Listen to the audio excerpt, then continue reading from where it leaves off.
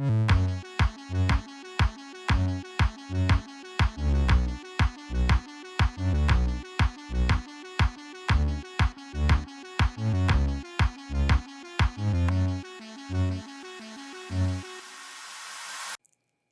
everyone, and welcome to Wicked Encounters, where we explore just what goes bump in the night.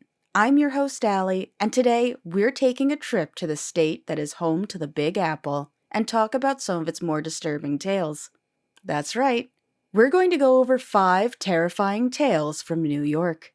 New York is more than just bright lights, big cities, and all the girls looking pretty. It holds tales of boogeymen, ghostly horrors, and monsters within the thick woods that cover the rest of the state. But you're not here to talk about my last family reunion. No, I think instead we'll talk about the urban legends there.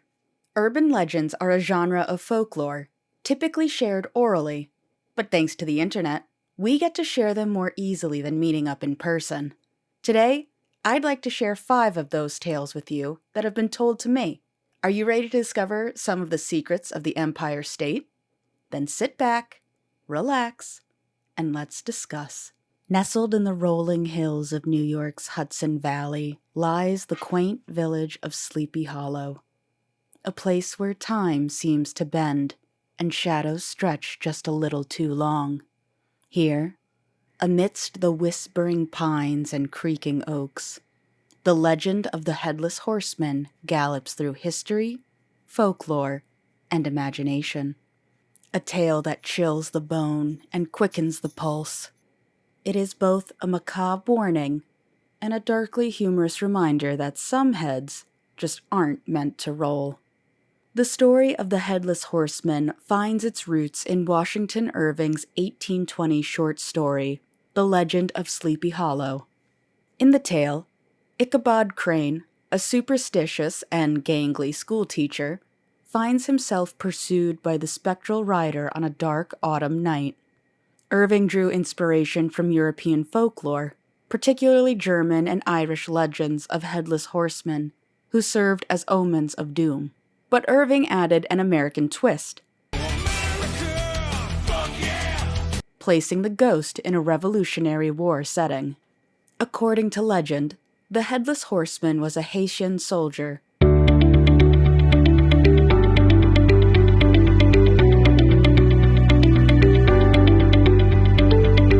who met his grisly end during the Battle of White Plains in 1776. A cannonball decapitated him, sending his body to the grave and his restless spirit into eternal torment. Bound to Sleepy Hollow, he rises nightly, searching for his lost head, or, at the very least, a suitable replacement. Perhaps it's the dark quest for a noggin that makes him so relatable. Don't we all feel a little incomplete sometimes? Though Irving immortalized the horseman in fiction, local tales of a headless specter predate his story. Sleepy Hollow's residents spoke of strange occurrences long before Irving's pen touched paper. Some claimed to hear phantom hoofbeats echoing through the valley. Others reported sightings of a dark rider cloaked in shadow. The old Dutch church, and its graveyard with moss-covered tombstones and a brooding atmosphere, served as the horseman's haunting grounds. The church bell, tolling mournfully in the dead of night, became the herald of his arrival. Over the centuries, reports of the horseman persisted. In the 19th century, farmers spoke of their livestock panicking without reason. In the 20th century, motorists claimed to see a horse and rider dissolve into mist under the moonlight. Even today, visitors of Sleepy Hollow report feeling an inexplicable chill or hearing the faint echo of galloping hooves. It seems the horseman, like any good ghost, knows how to keep his brand alive. While most encounters remain in the realm of folklore, there are those who swear they've come to face with the horseman. In 1926, a local man claimed he saw a rider without a head cross the Pocantico River on Halloween night. In 1977, a group of teens exploring the old Dutch churchyard reported a black stallion charging them, its rider's neck ending in a jagged stump. Of course, skeptics might argue these were mere pranks or overactive imaginations, but isn't it more fun to believe that a headless specter might crash your midnight stroll? The Headless Horseman has transcended folklore to become a symbol of Sleepy Hollow and a staple of American Gothic culture. His image graces everything from Halloween decorations to coffee mugs, proving that nothing says good morning quite like a decapitated ghoul. The village of Sleepy Hollow has fully embraced its spooky heritage, hosting annual events like the Horseman's Hollow Haunted Trail and a dramatic retelling of Irving's tale. Beyond local pride, the Horseman's influence permeates pop culture.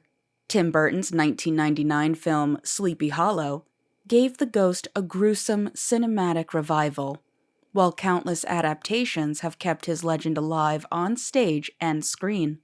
His story taps into primal fears of the unknown and the inevitable: death, dismemberment, and the futile quest for closure. Or a cranium. The legend of the Headless Horseman is more than a ghost story. It's a cultural touchstone, a chilling cautionary tale, and a darkly comedic reflection on the human condition. Whether you see him as a tragic figure doomed to wander or a fearsome hunter of heads, one thing is certain: Sleepy Hollow's most infamous resident has no plans to ride off into the sunset. So, if you find yourself in Sleepy Hollow on a misty autumn night, heed this advice. Keep your head on your shoulders, your wits about you, and your sense of humor sharp. After all, you wouldn't want to lose your head over a ghost story, would you? On the easternmost tip of Long Island lies Camp Hero, an abandoned military base cloaked in shadows and whispers. To the unassuming passerby, it might appear to be a relic of a bygone era, with its crumbling radar tower and overgrown pathways. But for those who dare to delve deeper, it becomes the beating heart of one of America's most sinister urban legends, the Montauk Project. Equal parts X-Files and Lovecraftian horror, this tale blurs the line between conspiracy and nightmare, inviting the brave, or foolish, to ponder the true extent of human experimentation and its horrifying consequences. The origins of the Montauk Project are rooted in another infamous conspiracy, the Philadelphia experiment. Allegedly conducted in 1943, this supposed naval experiment aimed to render the USS Eldridge invisible to enemy radar. According to legend, things went horribly wrong. The ship reportedly vanished entirely, reappearing with crew members fused to its hull, screaming in agony.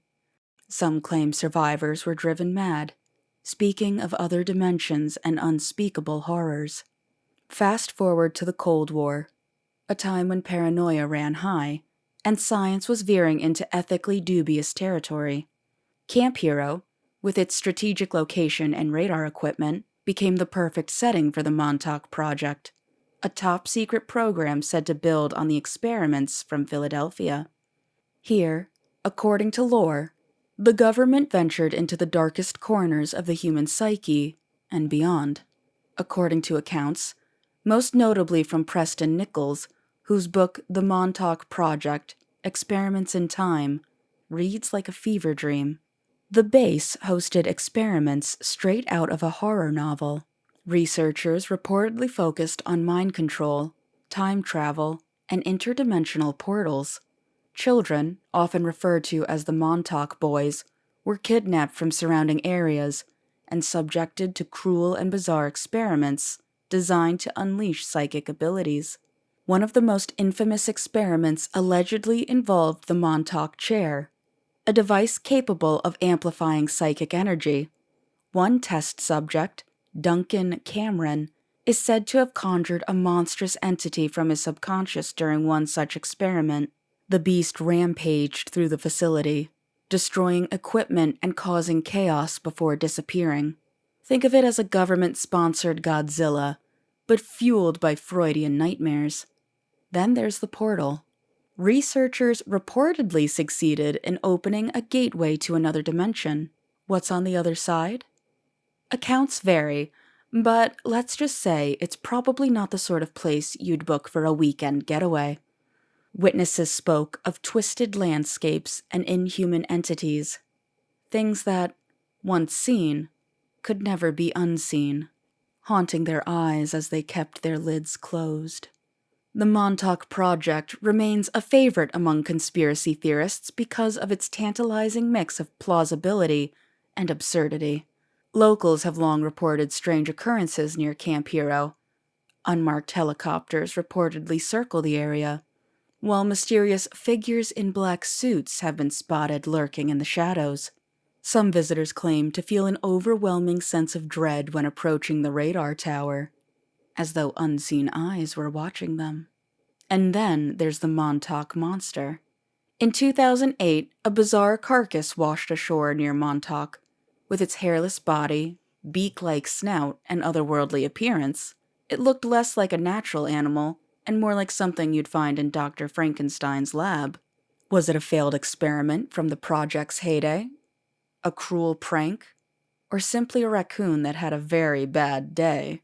The jury's still out. The Montauk Project has seeped into pop culture like a virus.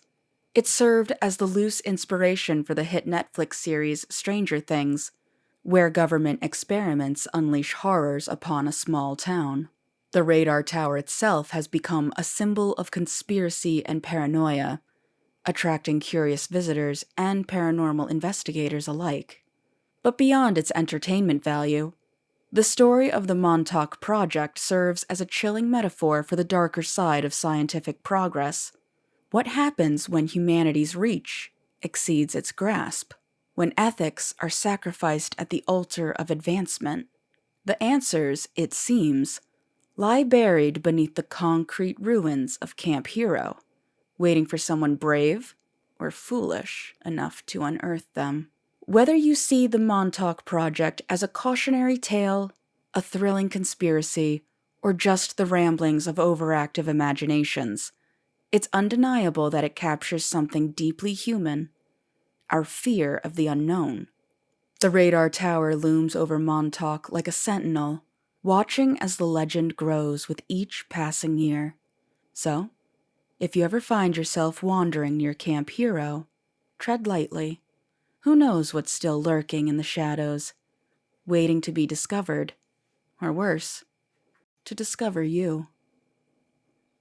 Deep within the shadowy expanse of Staten Island, where abandoned asylums crumble under the weight of their sinister past, and teenagers roam about like packs of wild dogs, all day and night, never stopping. A name has been whispered for decades: Cropsy. Equal parts urban legend and real-life nightmare, the tale of Cropsy blurs the line between folklore and horrifying reality. With origins rooted in local myths and a chilling connection to true crime, this Staten Island boogeyman is a reminder that sometimes the scariest monsters are the ones we create and the ones who walk among us. The Cropsy legend began as a cautionary tale told by Staten Island parents to frighten their children into obedience. Cropsy was described as a deranged killer, lurking in the shadows of the island's woods, ready to snatch up disobedient children. Though personally, there's not a whole lot of woods on Staten Island. It's in New York City. So, I feel like instead of woods, they should have said, the city alleys. Ooh. In some versions, he wields a rusty hook or an axe, his grotesque face hidden behind a tattered hood. Like a twisted game of telephone, each retelling added new layers of terror. He lived in the tunnels beneath the abandoned Willowbrook State School, fed on the flesh of the lost, and waited for the next unlucky soul to wander too close. While it was originally intended to keep kids from staying out too late, the tale took on a life of its own, gaining a macabre edge as teenagers dared each other to seek out Cropsy in the dead of night. Little did they know, the legend would take a dark turn. In the mid-20th century, the Willowbrook State School stood as a grim monument to neglect and horror. Originally built to care for children with developmental disabilities, it devolved into a nightmare of abuse, overcrowding, and unsanitary conditions. When investigative journalist Geraldo Rivera exposed the school's horrors in the 1970s, it was shut down, leaving behind a sprawling complex of decaying buildings and underground tunnels. It was here, locals whispered, that Cropsy made his lair. The horror of Willowbrook gave the Cropsy legend a new sinister backdrop. The decaying asylum became a breeding ground for ghost stories and urban exploration. And in the 1980s, a chilling true crime case brought the legend close to reality. In 1987, Staten Island residents were shocked when Andre Rand, a former custodian at Willowbrook, was arrested in connection with the disappearance of Jennifer Schweiger, a 12-year-old girl with Down syndrome. Her body was discovered in a shallow grave near one of Willowbrook's abandoned buildings. Rand was also linked to several other disappearances dating back to the 1970s, though insufficient evidence left many cases unresolved.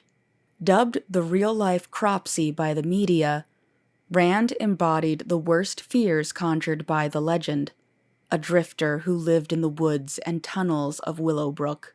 His unsettling presence added fuel to the fire of Staten Island's dark imagination. Convicted of kidnapping in 2 cases, Rand's story cemented Cropsy as a figure of both myth and reality, a boogeyman who stepped out of the shadows and into the headlines. Despite Rand's imprisonment, sightings of Cropsy persist. Urban explorers venturing into Willowbrook's ruins report hearing disembodied whispers, footsteps echoing in empty halls, and the feeling of being watched. Some claim to have seen shadowy figures darting through the tunnels, while others swear they've heard children's laughter where no child could possibly be. Dark humor peppers these accounts as thrill-seekers joke about packing extra underwear before entering Cropsy's lair. But even the most cynical adventurers admit to a creeping dread that lingers long after they've left the site. The Cropsy legend is more than just a scary story. It's a reflection of Staten Island's darkest fears and unresolved traumas. It's a cautionary tale about neglect, both societal, as exemplified by the horrors of Willowbrook, and personal, as parents warn their children to stay safe. The story has inspired documentaries, including Cropsy, which explores the intersection of urban legend and true crime, and countless online forums where amateur sleuths and ghost hunters dissect every chilling detail. Cropsy's enduring appeal lies in its ability to adapt. It's a tale told around campfires, a local dare, and a stark reminder that the line between myth and reality is often razor thin. Whether you believe in Cropsy as a flesh-and-blood killer or a specter haunting Staten Island's dark corners, one thing is certain: his story is here to stay, waiting to send shivers down your spine when the lights go out. So next time you're tempted to wander through the ruins of Willowbrook or explore Staten Island's forgotten woods, remember this: Cropsy might just be more than a story. And if you hear footsteps behind you, well, maybe don't look back. Nestled in the picturesque Hudson Valley, the quaint town of Pine Bush, New York seems an unlikely backdrop for one of the state's most spine-tingling legends. Known primarily for its connection to UFO sightings, Pine Bush hides another dark secret: the Beast of Pine Bush. A creature cloaked in mystery, terror, and hair. Lots of hair. With origins steeped in whispers, sightings spanning decades, and cultural importance that haunts the town's identity, the beast looms large in both local lore and the nightmares of those who claim to have encountered it. Basically, the origins of the Beast of Pine Bush are as shadowy as the creature itself. Some say it's a descendant of Sasquatch, wandering far from its Pacific Northwest brethren. Others insist it's an alien experiment gone awry, conveniently escaping the rumored underground base near Pine Bush that's said to host extraterrestrial visitors.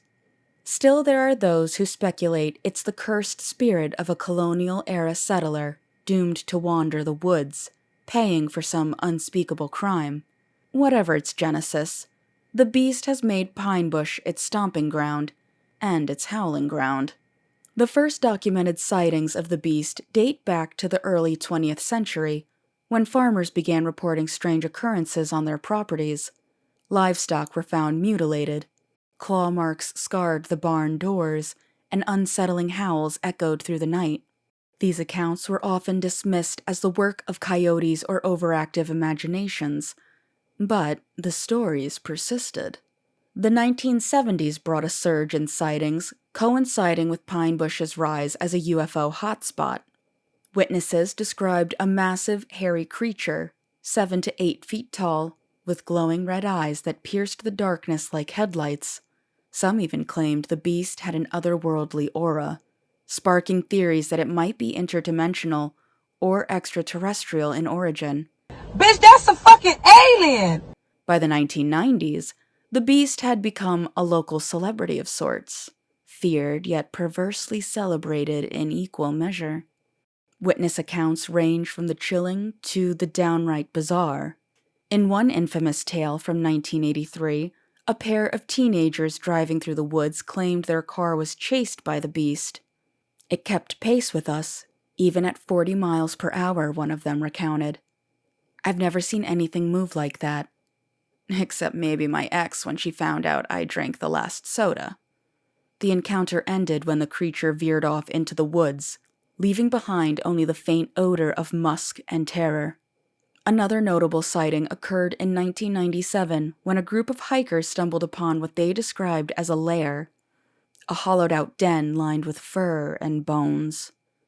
As they inspected the area, a guttural growl sent them fleeing, convinced they had trespassed on the beast's turf. To this day, hikers report feeling watched in those woods, as if unseen eyes are tracking their every move. In recent years, trail cameras have captured blurry, inconclusive images of a large, hairy figure roaming the outskirts of town. Skeptics argue it's a bear, but believers point out the creature's humanoid posture and unsettling size. After all, bears don't usually give you the distinct impression they're judging your life choices. For all its terror-inducing antics, the Beast of Pine Bush has become an integral part of the town's identity. Pine Bush hosts an annual paranormal festival, drawing enthusiasts from far and wide to discuss everything from aliens to cryptids. Vendors sell beast-themed merchandise from t-shirts to plush toys that somehow make the creature look adorable rather than horrifying. Local businesses have leaned into the legend, with a coffee shop offering a beast brew and a diner serving up a hairy monster burger that's as legendary as the cryptid itself. Yet beneath the light-hearted commercialism lies a genuine unease. For every skeptic dismissing the beast as a tall tale, there's a believer who swears it's real.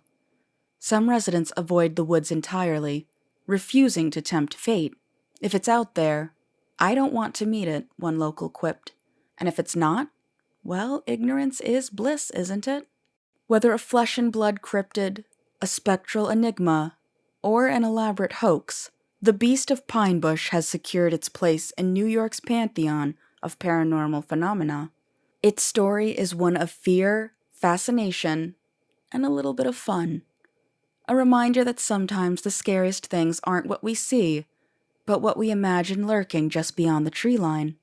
So the next time you find yourself in Pine Bush after dark, keep an eye out. Or maybe don't. After all, you might not like what's staring back. Ah, the Hudson River. A majestic waterway flowing through the heart of New York. This river has long been a lifeline for commerce, a source of inspiration for artists, and, more ominously, a place where something unspeakable stirs. For centuries, tales of the Hudson River sea serpent have slithered into the hearts of locals and visitors alike, blending intrigue, terror, and the kind of dark humor only a community accustomed to bizarre occurrences can muster. But what is this creature? And why does it haunt the murky waters of this historic river? The legend of the Hudson River sea serpent dates back to the 1600s, when early Dutch settlers first reported sightings of a monstrous snake-like creature undulating through the river's brackish waters. At first, they chalked it up to the delirium brought on by homesickness, or perhaps one too many swigs of Genever. But as sightings grew more frequent, the stories became harder to dismiss. Was this creature a punishment from God? A leftover relic from prehistoric times? For working with those Leopleurodons? They're magical Leopleurodons. They're gonna show us the way. Or, as some whispered, a harbinger of doom, surfacing whenever tragedy loomed. In these early days, the sea serpent was said to stretch over 50 feet long, with a body covered in slick black scales that shimmered in the moonlight. Its eyes, described as glowing red orbs, were thought to pierce through the fog, locking its victim in a trance before dragging them into the water. And while skeptics were quick to dismiss such tales, the river's persistent churn, deep and inscrutable, seemed to mock their doubt.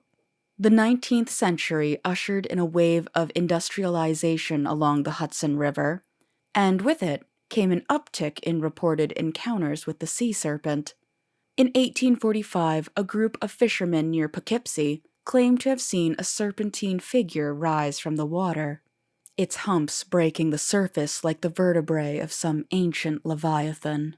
One brave, or foolish soul attempted to shoot it with a musket. The bullet, as you might expect, bounced off its glistening hide, and the creature vanished beneath the waves with what they swore was a mocking hiss. Later that century, in 1878, the crew of a cargo ship near Albany spotted what they described as a great snake with the head of a dragon, slithering alongside their vessel. The encounter lasted nearly an hour, with the serpent's unblinking eyes fixed on the terrified crew. When the creature finally submerged, it left behind a wake so large it nearly capsized the ship. One sailor, who had fainted from fright, reportedly muttered in his delirium, "It's not the Kraken, but it'll do." More modern sightings have been sporadic, but no less unsettling. In the 1980s, a family picnicking near Bear Mountain claimed to see a massive shadow glide beneath the water's surface. When a curious teenager tossed a rock into the river, a large serpentine tail slapped the water, drenching them all in a foul-smelling spray. Needless to say, their picnic ended early. While the Hudson River sea serpent might not have the pop culture cachet of Loch Ness's Nessie, it occupies a unique space in New York's folklore. For some, it's a symbol of the river's untamed, mysterious nature, a reminder that even in a state as bustling and modern as New York, there are still secrets lurking beneath the surface. For others, it's a source of grim humor, a metaphor for the region's long history of environmental issues. If something that big is still alive in the Hudson, locals joke, it's probably because it's too toxic to die. The creature has inspired everything from campfire stories to tongue-in-cheek tourism campaigns. A local brewery even crafted a beer named Serpent Snout, promising drinkers a dark, smooth experience with a bite.